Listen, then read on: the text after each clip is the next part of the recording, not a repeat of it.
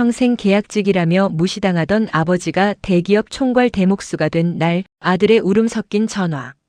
아버지, 정말 자랑스럽습니다. 가장 잔인한 모욕은 소리를 지르거나 욕설을 뱉는 게 아닙니다. 표정은 부드럽고 목소리에는 비웃음 한 점 섞이지 않은 채 오히려 다정하게 들릴 정도로 나직하게 뱉는 말. 하지만 그 다정함이 듣는 사람의 가슴에 박힐 때는 세상의 어떤 칼날보다도 서슬퍼렇게 심장을 옥죄어옵니다. 경기도의 한 인테리어 전문 시공 공방. 쾌적하고 시원한 에어컨 바람이 부는 대표실에서 34살의 조현우 대표가 고급 원목 테이블을 가볍게 톡톡 두드리며 앞에 선 현장 목수를 바라봅니다. 그의 셔츠는 주름 하나 없이 빳빳했고 사원증은 단정하게 목에 걸려 있었습니다. 그가 아주 다정한 미소를 지으며 입을 열었습니다. 강 반장님, 요즘 인테리어는 감으로 하는 게 아닙니다. 시대가 바뀌었어요. 해외 유명 디자인 툴로 소수점 아래까지 딱딱 맞춰서 설계해야지 언제까지 옛날 노가다 방식으로 고집하실 겁니까? 내일부터는 다른 생각하지 마시고 그냥 저기 자재 창고 정리나 하세요. 나이도 있으신데 험한 일 하시다 다치면 회사도 골치 아픕니다. 아시겠죠? 그 다정한 목소리는 공방에 열린 문틈을 타고 현장의 거친 소음 사이로 차갑게 흘러내렸습니다. 조현우. 그는 해외의 화려한 스펙과 사람을 홀리는 현란한 말재주로 모두의 시선을 사로잡았습니다. 그는 전통문화재단의 까다로운 심사를 통과해 경기 공방에 운영권을 따낸 외부 위탁 공사업체의 대표였습니다. 그는 본사 앞에서 프레젠테이션을 할 때나 돈 많은 건물주들을 접대할 때 가장 눈부시게 빛나는 사람이었습니다. 그러나 그의 정갈한 손에는 단 한 번도 현장에 톱밥이나 기름때가 묻은 적이 없었습니다.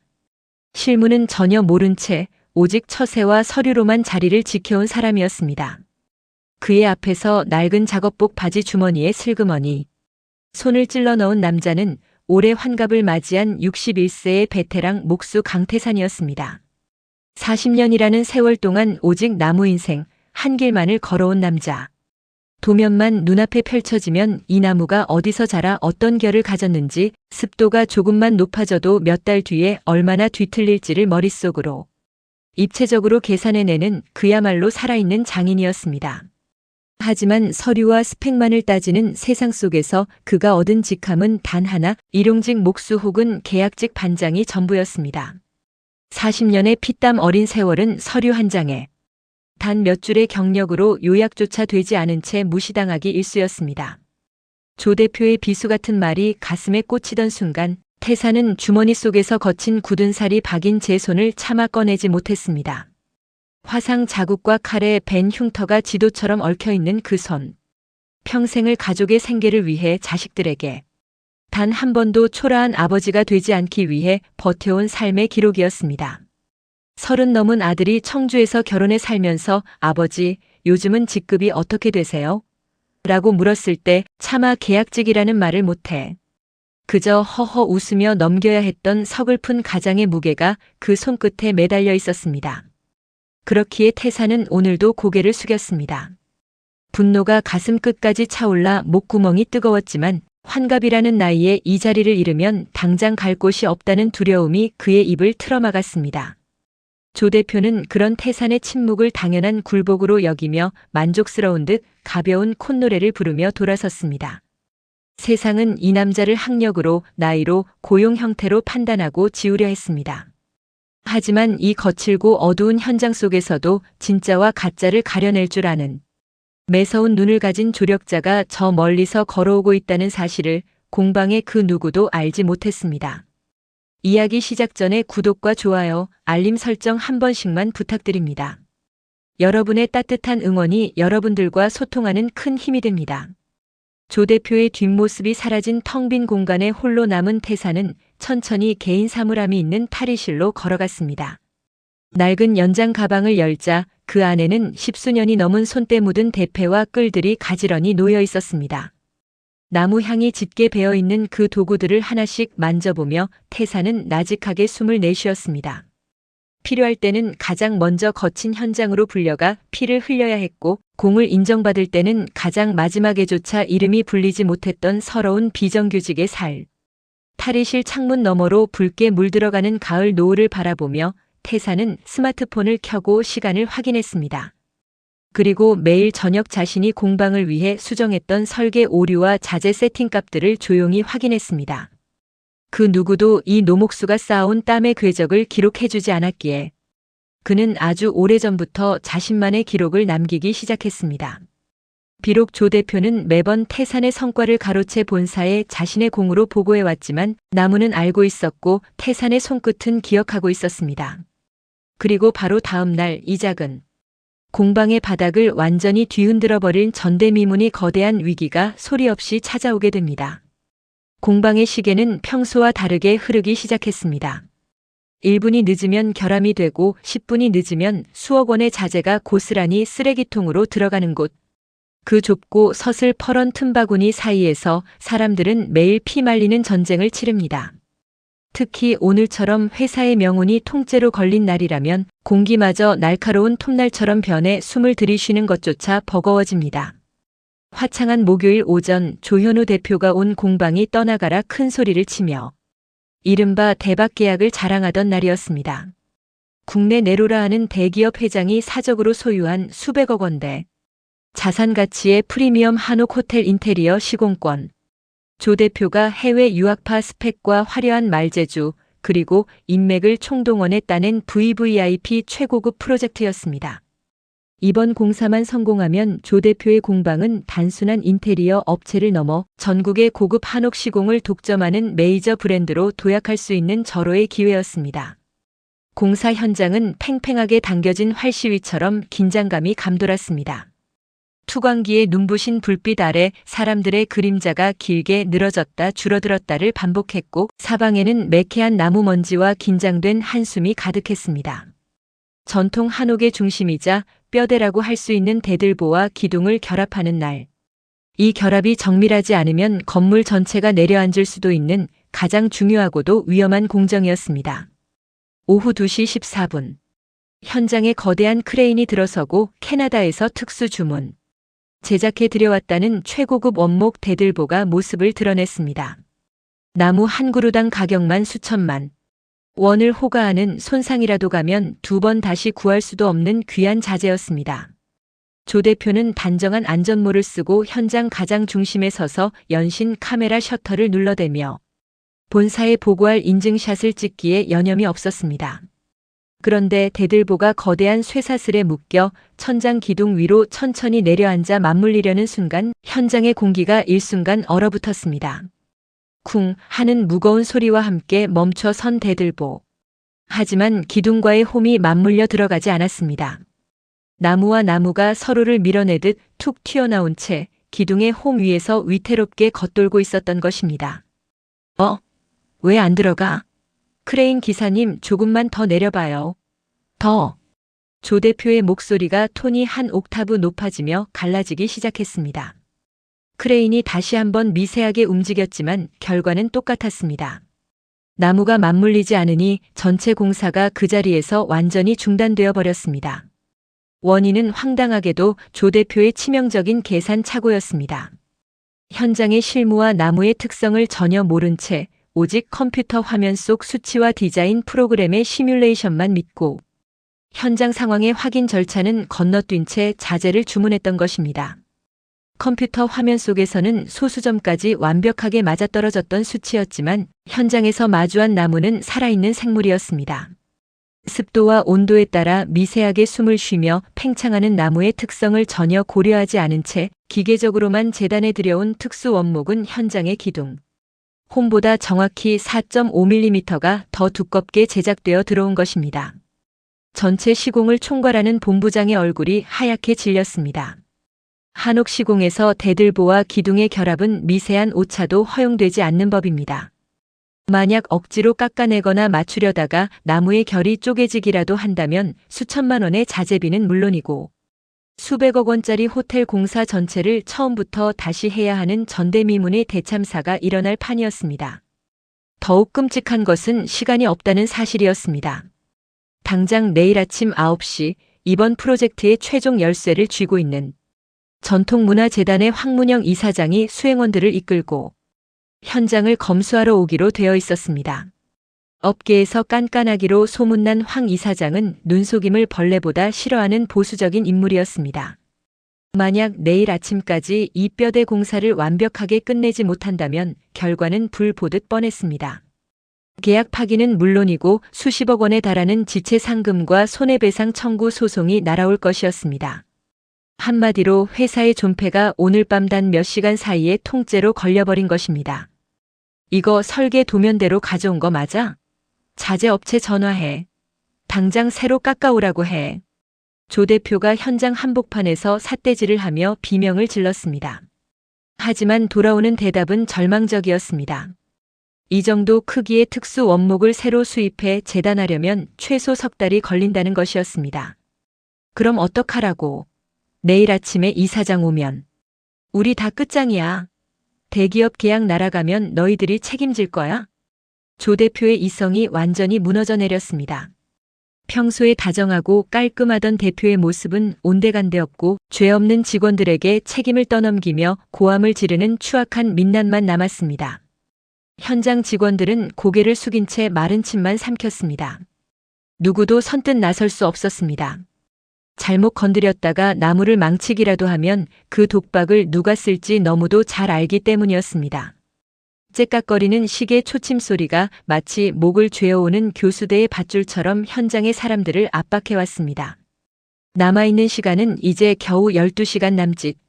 바로 그 순간 모두가 고개를 숙이고 절망에 빠져 있을 때 현장 가장 구석에서 조용히 자재를 정리하고 있던 한 남자가 장갑을 고쳐 끼며 천천히 걸어 나왔습니다. 등은 구부정하게 굳어 있었고 얼굴에는 세월의 깊은 주름이 파여 있었지만 그의 눈빛만큼은 현장의 그 누구보다도 깊고 단단했습니다. 바로 조 대표가 쓸데없는 옛날 노가다 방식이라며 창고 정리나 하라고 모욕을 주었던 40년 경력의 대목수 강태산이었습니다. 태산은 아무런 말도 하지 않았습니다. 조 대표의 비명 같은 고함 소리를 뒤로 한 채 그는 조용히 기둥 앞으로 다가갔습니다. 그리고 거친 굳은 살이 박인 제 손을 뻗어 뒤틀려버린 거대한 나무의 표면을 조용히 쓸어내리기 시작했습니다. 눈으로 보는 것이 아니라 손끝의 감각으로 나무의 숨결을 읽어내려는 장인의 손길이었습니다. 과연 이 늙은 목수의 손끝이 회사의 파멸을 막아낼 기적을 숨쉬는 나무들의 거친 틈새에서 찾아낼 수 있을까요? 시계는 야속하게도 저녁 7시를 향해 달려가고 있었습니다. 현장의 기계들이 일제히 멈춰 서고 정적만이 가득한 밤이 찾아왔습니다. 사방은 칠흑처럼 어두워졌고 오직 현장을 비추는 몇 개의 가설. 작업등만이 대들보 위로 위태로운 불빛을 쏟아내고 있었습니다. 조현우 대표를 비롯한 젊은 직원들은 이미 멘탈이 완전히 붕괴된 채 머리를 감싸 쥐고 의자에 주저앉아 있었습니다. 컴퓨터 수치만 믿다가 수천만 원짜리 나무를 날려먹고 회사를 파산 위기로 몰아넣었다는 공포가 그들의 숨통을 조이고 있었습니다. 바로 그때 모두가 포기하고 고개를 떨군 그 절망의 한가운데로 강태산 목수가 걸어 나왔습니다. 그는 아무런 말도 하지 않았습니다. 큰 소리를 치지도 조 대표를 원망하지도 않았습니다. 그저 평생을 함께해온 낡은 캠퍼스 첫 연장 가방을 조용히 바닥에 내려놓았을 뿐이었습니다. 지퍼가 열리자 오랜 시간 손때가 묻어 반질반질해진 수제. 대패들과 날카롭게 벼려진 끌들이 모습을 드러냈습니다. 요즘 젊은 목수들은 쓰지도 않는 오직 장인의 손끝으로만 통제할 수 있는 구시대의 유물들이었습니다.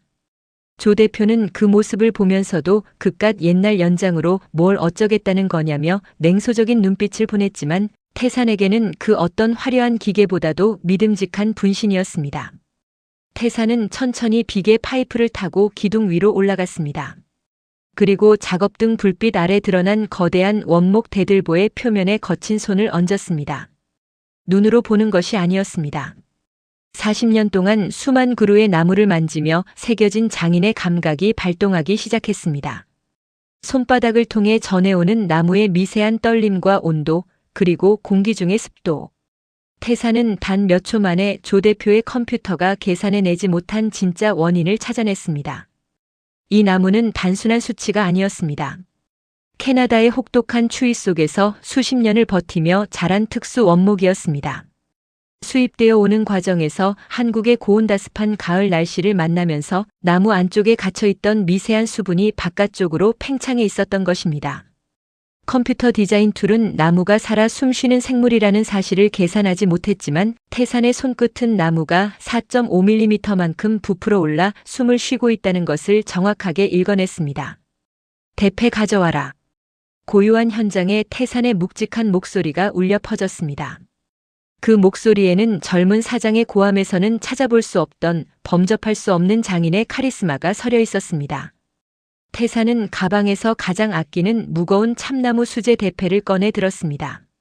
날카로운 대패날이 불빛을 받아 번뜩였습니다. 이제부터는 단 한 번의 실수도 허용되지 않는 아슬아슬한 작두 타기였습니다. 만약 대패질을 너무 깊게 하여 나무의 결이 상하거나 홈이 넓어지면 대들보는 영원히 쓸 수 없는 폐자재가 되고 건물 전체의 하자로 이어집니다. 반대로 너무 얕게 깎으면 내일 아침 황 이사장이 도착할 때까지 공사를 마칠 수 없었습니다. 오직 태산의 손끝 감각 하나에 회사의 운명과 수십 명의 생계가 통째로 걸린 순간이었습니다. 쓱쓱쓱 태산이 대들보 표면을 밀어내자 고요한 밤의 공기를 가르며 쓱쓱 하는 시원하고 경쾌한 대패질 소리가 현장을 채웠습니다. 그것은 기계의 차가운 굉음이 아닌 사람의 숨결과 나무의 살결이 맞닿아 만들어내는 더없이 정갈하고 신성한 화음이었습니다. 태산의 두 팔에 핏줄이 터질 듯 솟아올랐고 등 궤적을 따라 땀방울이 비오듯 쏟아졌습니다. 태산의 손을 따라 대패가 한 번씩 지나갈 때마다 나무의 결을 그대로 머금은 얇고 너울거리는 대패밥들이 마치 하얀 꽃잎처럼 바닥으로 소리 없이 내려앉았습니다. 톱밥가루와는 비교할 수 없는 나무의 속살이 그대로 깎여 나온 정갈한 자태였습니다. 조 대표와 직원들은 자기도 모르게 마른 침을 삼키며 그 모습을 바라보았습니다. 기계로도 잡지 못하던 오차를 컴퓨터 화면만 보던 그들이 노가다라며 무시했던 늙은 목수가 손으로 직접 잡아내고 있었습니다. 태산은 기계 도면을 보지 않았습니다. 그의 머릿속에는 이미 40년 동안 쌓아온 수천 개의 현장 데이터가 완벽한 이정표로 자리 잡고 있었습니다. 한치의 흔들림도 없는 태산의 정교한 움직임은 밤새도록 이어졌습니다. 새벽 3시가 넘어가는 시각. 사방이 쥐 죽은 듯 조용한 가운데 현장에는 오직 슥슥 나무를 깎아내는 장인의 대패질 소리와 거친 숨소리만이 울려 퍼졌습니다. 태산의 얼굴은 물론이고 작업복 전체가 땀과 하얀 톱밥으로 범벅이 되어 있었습니다. 환갑의 나이에 수백 킬로그램짜리 대들보 위를 오르내리며 온몸의 근육을 쥐어짜는 일은 뼈가 깎이는 듯한 고통이었지만 태산은 대패를 쥔 손을 절대 늦추지 않았습니다. 자, 이제 크레인 서서히 내려봐라. 새벽 4시 20분 마침내 태산이 대패를 내려놓으며 아래를 향해 손짓했습니다. 땀에 젖어 쉰 목소리였지만 묘한 확신이 차 있었습니다. 졸음을 쫓으며 숨을 죽이고 있던 직원들이 황급히 레버를 조작했습니다. 쇠사슬에 묶인 거대한 캐나다산 대들보가 다시 한번 기둥의 홈을 향해 천천히 내려앉기 시작했습니다. 어제 낮까지만 해도 기계의 부품이 맞물리지 않듯 서로를 튕겨내며 위태롭게 겉돌던 그 지점이었습니다. 만약 이번에도 맞물리지 않는다면 오늘 밤의 사투는 모두 물거품이 되고 몇 시간 뒤 회사는 파멸을 맞이하게 될 터였습니다. 모두가 심장을 부여잡고 침묵을 지키던 그 순간 쾅 묵직하고도 소름 돋는 파열음이 현장을 가득 채웠습니다. 하지만 어제와는 달랐습니다. 겉돌던 소리가 아니라 수십 년을 기다려온 제짝을 만난 것처럼 기둥과 대들보가 단 1mm의 틈새도 없이 귀신같이 딱 맞아떨어지며 결합하는 육중한 소리였습니다. 전통 짜맞춤 기법의 극치, 살아 숨쉬는 나무의 결을 읽어낸 늙은 목수의 손끝이 마침내 기적을 만들어낸 것입니다. 들어갔다. 완벽하게 들어갔어. 한 젊은 직원이 자기도 모르게 비명을 지르며 제자리에 주저앉았습니다. 조 대표의 얼굴에도 그제야 핏기가 돌아왔습니다. 밤새 태산을 노가다라며 비웃던 조 대표는 한마디 변명도 하지 못한 채 멍하니 결합 부위를 바라볼 뿐이었습니다. 40년의 세월이 증명해낸 장인의 실력 앞에 화려한 스펙과 컴퓨터 수치는 한낱 종이 쪼가리에 불과했다는 것을 온 현장의 눈이 똑똑히 목격한 순간이었습니다. 태사는 환호하는 직원들을 뒤로 한 채 묵묵히 비계 파이프를 타고 내려왔습니다. 그리고 아무런 생색도 내지 않고 거친 손으로 얼굴에 땀을 닦아내며 제 연장들을 하나씩 닦아 가방에 넣기 시작했습니다. 뼈마디가 쑤시고 아려왔지만 자신이 지켜낸 나무의 단단한 결을 보며 태사는 조용히 미소를 지었습니다. 회사의 파산을 막아낸 이 기적 같은 새벽의 사투. 하지만 날이 밝아오자마자 젊은 사장 조현우의 추악한 배신이 다시 한번 태산의 등을 향해 칼날을 겨누기 시작합니다. 아침 7시 30분. 밤새 톱밥과 땀으로 얼룩졌던 현장에 눈부신 아침 햇살이 쏟아져 들어왔습니다. 기적적으로 대들보 결합을 끝마치고 서둘러 현장 주변을 정리한 직원들은 바닥에 쓰러지듯 누워 거친 숨을 고르고 있었고 환갑 나이의 태산의 몸은 밤샘 대패질의 여파로 손가락 마디 하나조차 움직이기 힘들 만큼 쑤시고 아려왔습니다. 바로 그때 공방의 문이 열리며 조현우 대표가 걸어 들어왔습니다. 몇 시간 전까지만 해도 회사가 망하게 생겼다며 울부짖던 조 대표의 모습은 온데간데 없었습니다. 그는 언제 그랬냐는 듯 구김 하나 없는 정장 바지에 말끔하게 다려진 화이트 셔츠를 받쳐 입고 향수 냄새를 풍기며 현장 한복판으로 걸어왔습니다. 그의 손에는 최신형 고성능 카메라가 들려 있었습니다. 자, 다들 고생했어. 자, 여기 대들보 결합된 거 기둥 쪽 잘 보이게 다들 서봐요. 사진 한 장 찍어서 본사 사내 게시판이랑 SNS에 먼저 올리게. 강 반장님도 거기 톱 들고 옆에 좀 서보세요. 모양 좀 나게. 조 대표는 완벽하게 짜 맞춰진 대들보 아래서 연신 카메라 셔터를 눌러댔습니다. 자신이 밤새 현장을 진두지휘하며 위기를 극복한 것처럼 연출된 사진의 구도를 잡기에 여념이 없었습니다. 사진 촬영이 끝나자마자 조 대표는 태산에게 다가와 넓은 미소를 지으며 그의 땀에 젖은 어깨를 툭툭 쳤습니다. 목소리에는 과장된 다정함이 듬뿍 묻어 있었습니다. 야, 역시 우리 강 반장님이야. 내가 이래서 나이 많고 경험 많으신 반장님들을 아끼는 겁니다. 내 세련된 기획력과 컴퓨터 정밀 설계에 우리 강 반장님의 노련한 손재주가 딱 합쳐지니까 이런 말도 안 되는 위기도 하루아침에 해결되잖아요. 우린 정말 환상의 팀입니다. 환상의 팀. 라인에 있던 젊은 직원들은 조 대표의 뻔뻔한 말에 어이가 없어 서로 눈빛을 교환했지만 누구 하나 바른 말을 얹지 못했습니다. 태산 역시 그저 어색하게 허허 웃으며 조 대표의 가벼운 칭찬을 넘기려 했습니다. 평생을 비정규직 몫으로 살아오며 이런 식의 가짜 칭찬과 생색에는 이미 살이 부르트도록 익숙해져 있었기 때문입니다. 하지만 조 대표의 추악한 이면은 사람들이 하나둘 자리를 정리하고 흩어지기 시작한 바로 그 직후에 여실히 드러났습니다. 조 대표는 브리핑 서류를 가방에 챙겨 넣으며 태산의 귀에만 들릴 만큼 나직하고 차가운 목소리로 덧붙였습니다. 방금 전 온 현장이 떠나가라. 칭찬을 퍼붓던 사람과 같은 입에서 나오는 말이라고는 믿기지 않을 만큼 싸늘한 명령이었습니다. 아, 강 반장님. 오늘 오전 9시에 황문영 이사장님. 실사 오시는 거 알죠? 이사장님 앞에서는 쓸데없이 옛날 노가다 방식이니 짜맞춤 공법이니 이런 구식 이야기 절대 꺼내지 마세요. 격 떨어집니다. 제가 본사에 올릴 공식 보고서에는 제 빅데이터 기반 디지털 3D 설계, 가공 공법으로 위기를 해결했다고 이미 다 적어놨으니까 반장님은 이사장님 오시면 저 뒤에서 자재 파편이나 치우고 계세요. 괜히 나서서 격식 깨지 마시고요. 아, 그리고 대표실에 내 개인 텀블러 좀 깨끗하게 씻어두고 창고에 수입 목재 재고 수량 몇 개 남았는지 카운트해서 30분마다 내 폰으로 문자 넣으세요. 본사 실시간 체크용이니까 빠뜨리지 말고. 태사는 대답 대신 조용히 고개를 끄덕였습니다.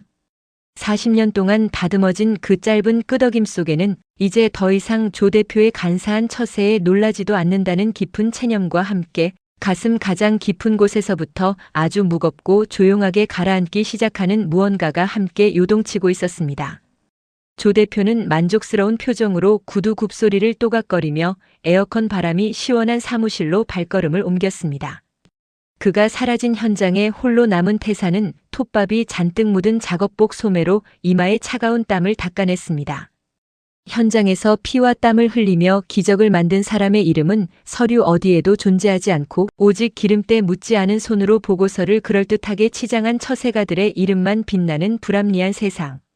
태사는 조 대표에게 보낼 30분 단위의 카운트 문자를 보내기 위해 스마트폰을 켰습니다.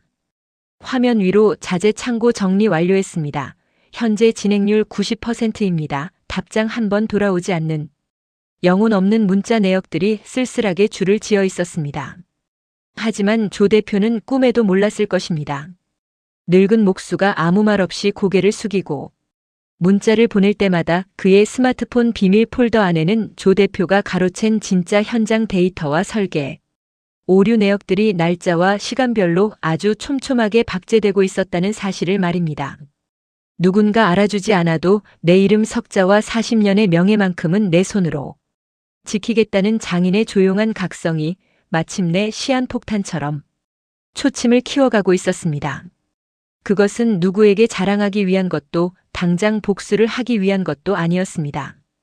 자식들에게만큼은 그리고 자기 자신에게만큼은 40년 동안 부끄럽지 않게 살아온 제 명예를 증명하고 싶었던 장인의 유일한 자존심이자 조용한 각성이었습니다.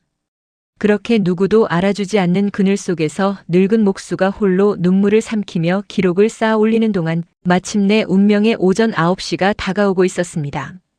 공방 정문 앞으로 최고급 검은색 세단 한 대가 미끄러지듯 들어서며 진짜와 가짜를 완벽하게 가려낼 거대한 심판의 시간이 시작되려 하고 있었습니다.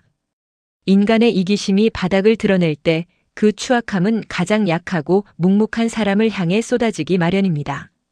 프리미엄 한옥 호텔의 대들보 시공을 성공적으로 마친 지 불과 이틀 뒤 공방은 또다시 본사로부터 날아온 한 통의 날카로운 공문 때문에 발칵 뒤집혔습니다. 대기업 최종 검수팀이 다른 현장인 서초동 고급 빌라의 원목, 인테리어 시공 구역에서 심각한 자재 균열을 발견하고 공식 클레임을 제기한 것입니다. 원목의 함수율을 잘못 계산해 시공한 탓에 난방이 들어오자마자 나무가 사정없이 비틀어지고 쪼개져 버린 대형 하자였습니다. 재시공 비용만 수천만 원, 무엇보다 조현우 대표가 목숨처럼 여기던 본사의 신뢰와 평판이 단번에 나락으로 떨어질 판이었습니다. 사태의 심각성을 인지한 조 대표는 즉시 공방의 문을 걸어 잠그고 긴급 대책 회의를 소집했습니다. 회의실 탁자 위에 하얗게 쪼개진 원목, 사진들을 신경질적으로 내던진 조 대표의 얼굴은 분노와 공포로 붉게 물들어 있었습니다. 이거 누가 시공했어? 서초동 현장 자재 검수랑 최종 마감 담당자 누구야? 강 반장 당신이지? 조 대표의 삿대질이 회의실 구석에 앉아있던 태산에게 꽂혔습니다. 회의실에 모인 젊은 목수들과 직원들의 시선이 일제히 태산의 얼굴로 향했습니다. 순간 태산의 가슴 한구석이 서늘해졌습니다.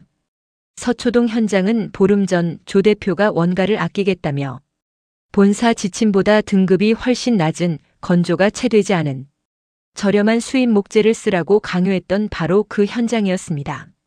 당시 태사는 이 자재는 수분기가 많아서 시공하면 100% 뒤틀린다며 정식으로 반대 의견을 냈지만 조 대표는 시키는 대로 안 하면 계약 해지하겠다며 소리를 지르고 묵살했었습니다.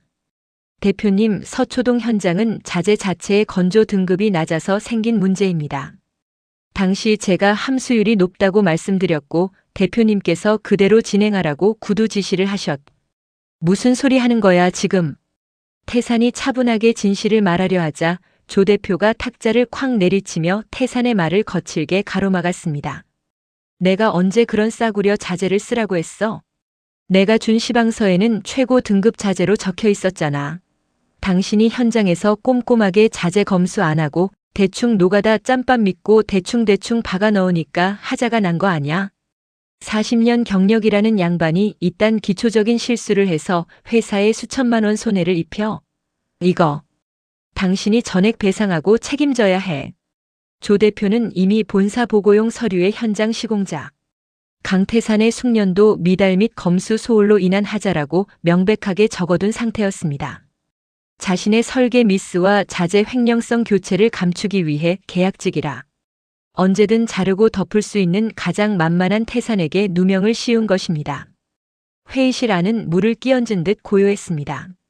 조 대표의 서슬 퍼런 고함 뒤로 잔인한 침묵만이 흘렀습니다.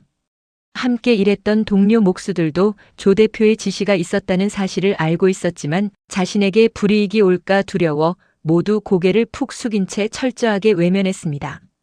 태사는 떨리는 입술을 짓씹으며 주먹을 꽉 쥐었습니다.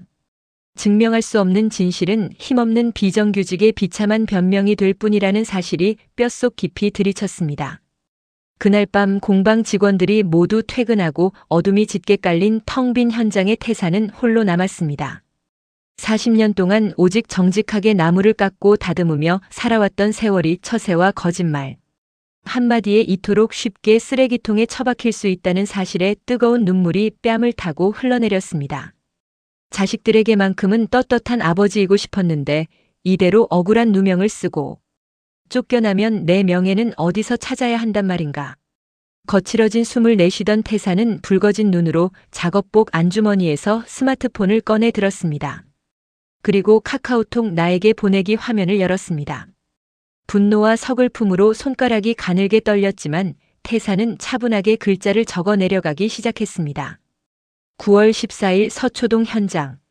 조 대표 지시로 함수율 18% 이상의 미건조 수입 목재 강제 투입됨. 시공 불량 우려되어 구두 반대했으나 재계약 거론하며 협박 및 묵살당함. 오후 3시 20분 조 대표 통화 녹취 및 현장 자재 사진 첨부. 그것은 단순히 오늘의 억울함을 적는 일기가 아니었습니다. 평생 동안 세상의 불합리함 앞에 묵묵히 침묵을 대가로 생계를 지불해왔던 한 가장이 처음으로 제 명예를 지키기 위해 칼을 갈아쥐는 거룩한 각성의 순간이었습니다. 태사는 밤이 새도록 보름 전부터 오늘까지 있었던 조 대표의 부당한 구두 지시, 설계 오차를 본인 손으로 수정했던 도면 데이터 그리고 조 대표가 숨겨둔 자재 교체 지시 문서들을 하나하나 캡처하고 녹음하여 자신만이 비밀 폴더에 아주 촘촘하게 박제해 나갔습니다. 아무도 이 늙은 목수의 기록을 눈여겨보지 않았고 조 대표는 다음 날에도 태산을 투명인간 취급하며 온갖 잡일을 시켰습니다. 하지만 태산은 더 이상 예전처럼 낙담하거나 슬퍼하지 않았습니다. 스마트폰 화면 속에 하루하루 쌓여가는 정직한 글자들을 보며 태산은 조용히 때를 기다렸습니다. 아무리 깊은 어둠으로 덮으려 해도 진짜 장인의 진실은 스스로 빛을 발하는 법입니다. 그리고 마침내 이 작은 공방의 모든 거짓을 단칼에 베어버릴 전통문화재단 황문영 이사장의 진짜 실사 당일이 눈앞으로 다가오고 있었습니다. 운명의 날이 밝았습니다. 공방 전체가 전날 밤부터 내려온 대청소 지시와 정돈 상태 점검으로 그 어느 때보다 번지르르하게 치장되어 있었습니다. 조현우 대표는 본사에서 가장 비싼 향수와 명품 맞춤 양복을 차려입고 입구에서부터 서성였으며 현장 직원들은 군기가 바짝 든 채 줄을 맞추어 서 있었습니다. 오직 강태산 목수만이 조 대표의 지시대로 현장 가장 구석진 자재, 창고 옆 빛도 잘 들지 않는 음지에서 낡은 빗자루를 든 채 투명인간처럼 서 있을 뿐이었습니다. 오전 9시 정각 공방 마당으로 웅장한 엔진 소리를 내며 검은색 최고급 세단이 멈춰 섰습니다. 차 문이 열리고 수행원들의 보좌를 받으며 내린 남자는 바로 전통문화재단 황문영 이사장이었습니다. 올해 51의 나이에도 불구하고 매서운 눈빛과 군더더기 없는 걸음걸이에서 뿜어져 나오는 위압감은 온 현장을 순식간에 압도했습니다. 황 이사장은 전국 8도의 문화재 복원과 최고급 한옥 호텔 시공의 최종 승인권을 쥔 거물이자 서류상에 적힌 화려한 미사여구보다 현장의 진짜 장인 정신을 귀신같이 가려내는 깐깐한 전문가로 명성이 자자한 인물이었습니다. 황 이사장님, 먼 길 오시느라 고생 많으셨습니다. 이 경기 공방 대표 조현우입니다. 조 대표가 잇몸을 훤히 드러내며 허리를 굽혀 황 이사장의 손을 맞잡았습니다. 조 대표는 기다렸다는 듯 준비해둔 화려한 태블릿 PC를 펼치며 밤새 태산의 성과를 도용해 만든 PPT 브리핑을 쏟아내기 시작했습니다. 이번 VVIP 프리미엄 한옥 호텔의 핵심인 대들보 시공은 보시다시피 저희 공방이 자랑하는 최첨단 디지털 3D 입체 설계 프로그램을 통해 완벽하게 제어되었습니다. 수입산 원목의 미세한 수분 팽창률까지 저희가 시뮬레이션으로 예측하여 소수점 아래 오차까지 완벽하게 가공한 그야말로 현대공학의 승리라고 볼 수 있습니다. 제가 밤을 새워가며 마우스를 잡고 설계를 조정한 보람이 있습니다. 예, 하하. 조 대표의 매끄러운 말재주에 동행한 본사 임원들은 연신 고개를 끄덕이며 감탄했습니다. 하지만 황 이사장은 조 대표의 화려한 화면을 단 한 번 훑어보지도 않은 채 묵묵히 걸음을 옮겨 새벽의 결합이 끝난 거대한 대들보 기둥 앞으로 걸어갔습니다. 조 대표는 황 이사장의 반응에 당황하면서도 얼른 뒤를 쫓아 카메라 셔터를 누르기 바빴습니다. 현장에는 팽팽한 긴장감이 감돌았습니다. 황 이사장은 수행원이 건넨 돋보기를 받아들고 기둥과 대들보가 맞물린 결합 부위를 1mm 앞까지 다가가 유심히 들여다보았습니다. 그리고 천천히 정장 소매를 걷어붙이더니 거친 나무의 결을 손으로 직접 쓸어내리기 시작했습니다. 그 눈빛은 컴퓨터 모니터만 보던 조 대표가 감히 흉내조차 낼 수 없는 수십 년간 진짜 장인들과 호흡해 온 사람만의 날카로운 직관이었습니다. 서류나 기계가 만들어내는 인공적인 매끄러움이 아니었습니다. 나무의 결을 달래고 숨을 읽어내어 오직 인간의 정교한 손끝으로만 완성할 수 있는 전통 짜맞춤의 위대한 흔적.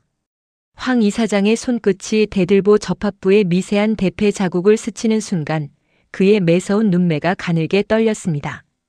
황 이사장은 이것이 조 대표가 말한 컴퓨터 프로그램의 결과물이 아니라 평생을 나무와 함께 뒹굴어온 진짜 장인의 피와 땀이 빚어낸 결실임을 단 10초 만에 직감했습니다.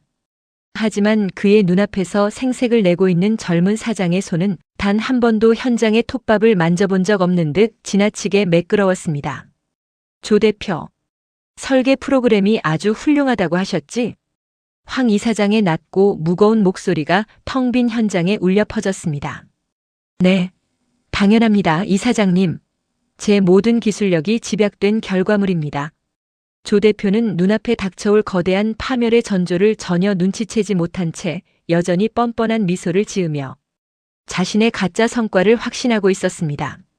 하지만 황 이사장의 시선은 조 대표가 아닌 그 뒤편을 향하고 있었습니다.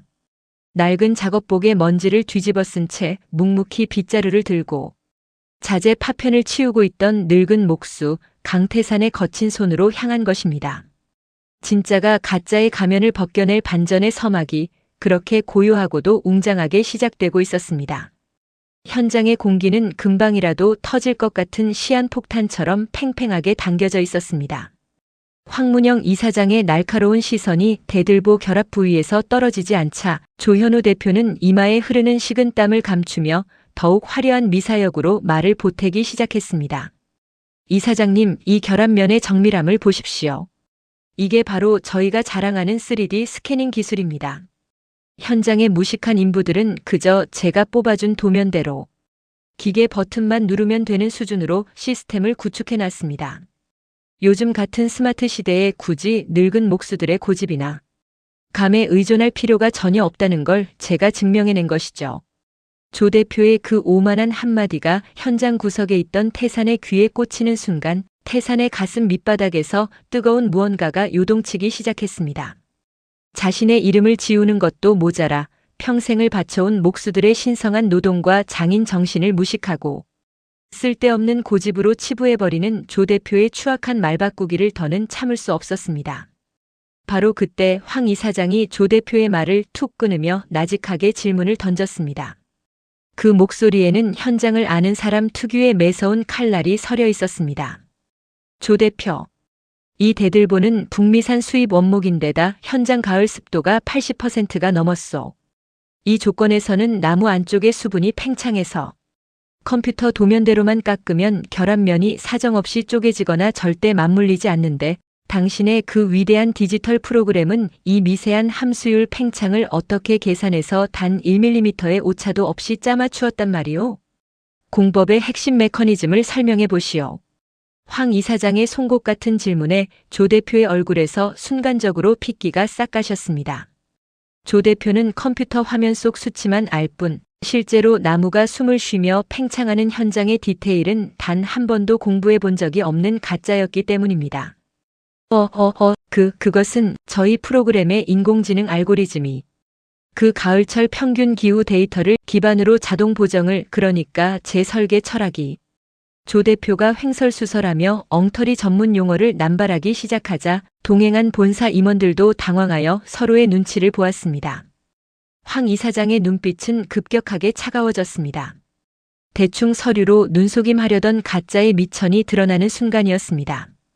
조 대표가 완전히 코너에 몰려 비정상적으로 숨을 헐떡이던 바로 그때 현장 구석에서 조용히 빗자루를 쥐고 있던 강태산 목수가 천천히 걸어 나왔습니다. 그건 알고리즘이 계산한 게 아닙니다. 고요한 현장을 깨부수고 울려 퍼진 태산의 묵직한 목소리에 온 현장의 시선이 일제히 한 곳으로 쏠렸습니다. 톱밥 먼지가 허옇게 앉은 낡은 작업복, 거칠게 부르튼 손. 조 대표가 자재 파편이나 치우라며 투명인간 취급했던 늙은 목수의 당당한 걸음걸이에 조 대표는 경악을 금치 못했습니다. 강 반장, 당신 미쳤어?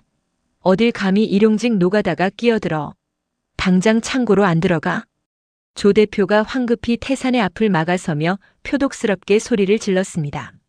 하지만 황 이사장이 조 대표를 엄하게 제지했습니다. 가만히 계시오, 조 대표. 내 이분의 말씀을 듣고 싶소. 말씀해 보시오, 노장. 태산은 황 이사장의 눈을 정면으로 마주보며 40년 동안 몸으로 익힌 진실을 막힘없이 쏟아내기 시작했습니다. 이 나무는 캐나다산 특수 원목이라.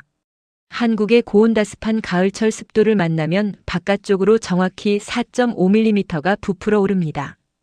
기계 도면대로만 깎으면 나무 결이 통째로 쪼개져 무너지는 자재입니다. 그래서 어제 새벽 기계 공정을 모두 멈추고 수제 대패를 들고 직접 올랐습니다. 손끝으로 나무의 숨결을 느끼면서 팽창한 4.5mm의 오차를 전통 짜맞춤 기법과 수제, 대패질로 밤새도록 직접 깎아내어 맞춘 것입니다. 컴퓨터 프로그램은 살아있는 나무가 숨을 쉰다는 사실을 절대 계산하지 못합니다. 태산의 입에서 쏟아지는 시점, 날짜, 정확한 수치와 전통 공법의 원리에 황 이사장의 눈이 번쩍 뜨였습니다. 황 이사장이 들고 있던 도면 속 수치와 태산의 증언이 단 1mm의 오차도 없이 완벽하게 일치했던 것입니다. 무슨 터무니없는 소리를 하는 겁니까? 이 양반이 노망이 났나? 이거 다 내가 설계한 겁니다. 증거 있어? 조 대표가 이성을 잃고 날뛰며 태산의 멱살을 잡을 듯이 다가왔습니다. 증거 여기 있습니다. 태산은 차분하게 작업복 안주머니에서 스마트폰을 꺼내 황 이사장 앞에 내려놓았습니다. 화면이 켜지자 그 안에는 조 대표가 감히 상상도 못한 거대한 기록의 지층이 펼쳐져 있었습니다. 카카오톡 나에게 보내기 폴더에 보름 전부터 오늘 새벽까지 조 대표가 원가를 아끼기 위해 서초동 현장에 건조되지 않은 싸구려 자재를 쓰라고 협박했던 통화 녹취 파일 태산에게 누명을 씌우기 전 작성했던 진짜 현장 자재 검수 일지, 그리고 어제 새벽 조 대표가 현장 사진만 찍고 사라진 시간과 조 대표의 수정 지시, 카톡 메시지까지 날짜와 시간별로 아주 촘촘하게 박제되어 있었습니다. 뿐만 아니었습니다. 태산이 40년 동안 현장을 옮겨 다닐 때마다 적어두었던 손때 묻은 수십 건의 현장 작업 수첩까지 수행원들을 통해 황 이사장 앞에 전달되었습니다. 그 수첩 안에는 조 대표의 공방이 생기기도 전부터 태산이 독자적으로 연구하고 완성해온 전통 가구 복원술의 비방과 한옥 시공 노하우가 빼곡하게 적혀 있었습니다. 조 대표가 제 성과를 가로채 본사 보고서에 올리는 것은 가장으로서 가족을 위해 참을 수 있었습니다. 하지만 제가 평생을 바쳐온 기술과 장인, 정신이 무식한 노가다의 고집으로 모욕당하는 것은 더 이상 참지 못하겠습니다. 저 학력 짧은 중졸 계약직 목수 맞습니다. 하지만 이 현장을 살리고 이 대들보의 결을 맞춘 진짜 주인은 조 대표의 컴퓨터가 아니라 제 거친 손입니다. 태산의 폭발하는 사이다 같은 가치의 증명 앞에 실사 현장은 거대한 침묵 속으로 빠져들었습니다. 조 대표의 얼굴은 흑빛으로 변해 가늘게 떨리기 시작했고 황 이사장은 태산의 스마트폰 기록과 낡은 수첩들을 한 장 한 장 넘겨보며 깊은 감탄과 함께 조 대표를 향해 무서운 멸시의 눈빛을 보냈습니다. 진짜 장인의 위대한 기록이 마침내 가짜의 모든 성과를 단칼에 베어버린 카타르시스의 순간이었습니다. 그토록 당당하던 조현우 대표의 화려한 가면이 황문영 이사장과 본사 임원들 앞에서 처참하게 조각나버린 다음 날 아침. 공방의 공기는 어제와는 전혀 다른 묵직한 정적에 휩싸여 있었습니다. 태사는 평소와 다름없이 새벽 5시 50분에 눈을 떠 낡은 가방에 제 분신과도 같은 수제 대패와 연장들을 하나씩 정리해 넣었습니다. 23년째, 아니 40년의 세월 동안 매일같이 반복해온 루틴이었지만 오늘만큼은 연장을 만지는 그의 손끝이 그 어느 때보다 가볍고 평온했습니다. 오전 8시 정각. 태사는 낡은 연장 가방을 한쪽 어깨에 들쳐매고 공방의 대표실 문을 두드렸습니다. 방 안에는 밤새 본사 감사팀으로부터 몰아치는 추궁 전화를 받느라 넥타이가 풀어 헤쳐진 채 초점 없는 눈으로 담배 연기만 뿜어대고 있던 조 대표가 앉아 있었습니다. 어제까지만 해도 태산을 향해 중졸 계약직이 어딜 가냐며 소리를 지르던 조 대표의 책상 위에 태산은 하얀 봉투 한 장을 조용히 내려놓았습니다. 봉투의 겉면에는 삐뚤빼뚤하지만 힘있는 글씨로 세 글자가 적혀 있었습니다. 서. 조 대표가 서랍을 쾅 닫으며 봉투를 집어던지듯 낚아챘습니다. 그의 일그러진 미간 사이로 마지막 발악과도 같은 찌질한 독설이 터져나왔습니다. 강 반장. 지금 나한테 시위해? 당신 어제 이사장 앞에서 헛소리 좀 했다고 뭐라도 된 줄 아나 본데 착각하지 마. 나이 환갑 넘어 중졸인 노가다 목수가 여기서 나가면 어디 갈 데가 있을 것 같아? 대가리 굵은 늙은 목수 부려먹을 공방은 대한민국 어디에도 없어. 당장 그 사직서 주워들고 현장 나가서 쓰레기나 치워. 자신의 몰락을 직감하면서도 끝까지 태산의 나이와 학력을 짓밟아. 자존감을 깎아내리려는 빌런의 추악한 마지막 발악이었습니다. 하지만 태산은 더 이상 예전처럼 주머니 속에 손을 감추거나 고개를 숙이지 않았습니다. 목수로 살아온 40년 만에 처음으로 그는 조 대표의 흔들리는 두 눈을 똑바로 마주보았습니다. 그리고 태산은 나직하면서도 묵직한 목소리로 쐐기를 박았습니다. 정림유통으로 갑니다. 뭐? 정림유통? 거기가 어딘 줄 알고 당신이. 조 대표의 손이 허공에서 굳어버렸습니다. 피우던 담배가 그의 명품 양복 바지 위로 툭 떨어졌지만 조 대표는 타들어가는 고통조차 느끼지 못한 채 멍하니 입만 벌리고 덜덜 떨리는 눈으로 태산을 바라보았습니다. 어제 실사를 마친 황문영 이사장님과 정림유통의 강동현 바이어께서 제게 직접 연락을 주셨습니다. 명문대 졸업장이나 컴퓨터 스펙이 아니라 40년 동안 제가 지켜온 손끝의 실력과 그 정직한 기록을 사겠다고 하셨습니다. 내일부터 정림유통의 최고급 한옥 호텔 총괄 대목수 겸 전통문화재단 보존기술자문위원으로 출근합니다. 태산의 그 한마디는 조 대표의 심장에 완벽하게 내리꽂히는 거대한 대들보와 같았습니다. 조 대표는 무어라 반박하려 입술을 파르르 떨었지만 그의 목구멍에서는 그 어떤 유식한 전문 용어도 세련된 핑계도 나오지 못했습니다. 40년의 세월을 담은 사직서 종이 한 장의 무게가 순식간에 조 대표의 온 삶을 짓눌러버린 것입니다. 태산은 미련 없이 돌아서서 사장실 문을 열고 나왔습니다. 현장으로 내려가자 그동안 조 대표의 눈치를 보며 침묵했던 젊은 목수들과 직원들이 일손을 멈춘 채 태산을 바라보고 있었습니다. 미안함과 존경 그리고 경외감이 뒤섞인 눈빛들이었습니다. 그때 태산이 억울한 누명을 썼을 때 외면했던 동료 목수들이 하나 둘 다가왔습니다. 그들은 아무 말 없이 태산의 거친 손을 맞잡으며 뜨거운 눈물을 흘렸습니다. 반장님 죄송했습니다. 그리고 정말 멋지십니다. 부디 건강하십시오. 태산은 그들의 어깨를 가볍게 두드려주며 가방을 고쳐 메고 공방의 정문을 향해 당당하게 걸어나갔습니다. 늙은 목수가 떠나간 조 대표의 공방에는 그 즉시 무서운 인과응보의 칼날이 들이닥쳤습니다. 진짜 기술자인 태산이 빠져나가자마자 공방은 그야말로 모래성처럼 무너지기 시작했습니다. 당장 다음 날 진행된 한옥 호텔의 후속 공사에서 조 대표가 장담했던 최첨단 프로그램은 현장의 미세한 습도 변화를 전혀 제어하지 못했습니다.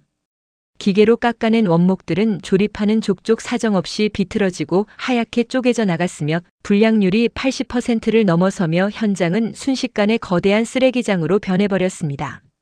설상가상으로 황문영 이사장의 지시로 내려온 대기업 감사팀에 의해 조 대표의 범죄 정황이 낱낱이 드러났습니다.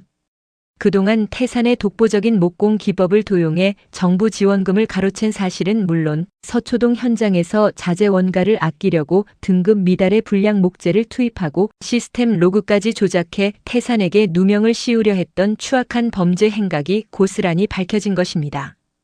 재단 인사위원회에 회부된 조 대표는 성과 부풀리기와 배임 혐의가 드러나며 그 자리에서 즉각 해임되었습니다. 그가 목숨처럼 여기던 경기 공방의 화려한 대표직은 물론 업계의 모든 타이틀을 박탈당한 그는 본사의 눈길조차 닿지 않는 지방의 작은 자재창고 관리직으로 밀려나게 되었습니다. 더 이상 그가 자랑하던 명품 양복도 진동하던 향수 냄새도 없었습니다. 오직 차가운 먼지만 가득한 곳에서 그는 평생 자신이 지은 죄의 무게를 감당해야 했습니다. 진짜를 짓밟고 처세로만 쌓아올린 가짜의 탑이 진짜 장인이 발걸음을 돌린 단 한순간에 얼마나 처참하게 무너지는지 세상은 그 비참한 몰락을 통해 무엇이 진정한 가치인지 똑똑히 보게 되었습니다. 어둠이 깊을수록 새벽녘에 떠오르는 태양은 더욱 눈부신 법입니다. 수많은 불합리함과 무시 속에서 40년의 세월을 묵묵히 버텨온 늙은 목수.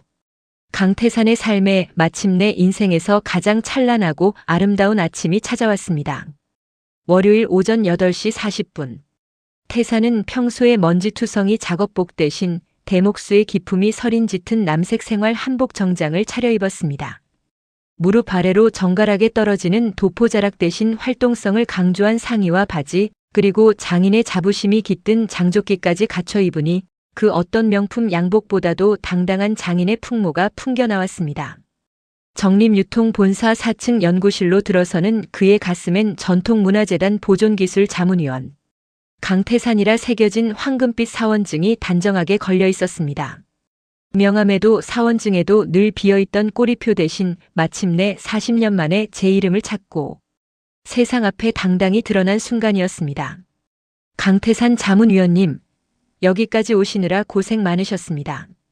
이사장님이 위원님 모셔온 게 올해 우리 재단 최고의 성과라고 매일같이 칭찬하십니다. 인사팀 직원의 정중한 안내에 따라 태산은 넓고 쾌적한 개인 집무실로 들어섰습니다. 책상 위에는 재단에서 발행한 공식 임명장이 놓여 있었습니다. 태산은 굳은 살 박인 거친 손으로 그 임명장을 천천히 쓸어내렸습니다. 복수의 통쾌함보다 그저 오랫동안 참아왔던 숨을 비로소 길게 내뱉는 듯한 깊은 안도감이 가슴 깊은 곳에서부터 뜨겁게 차올랐습니다. 바로 그때 주머니 속에 스마트폰이 진동했습니다. 화면에 뜬 이름은 청주에 살고 있는 아들이었습니다.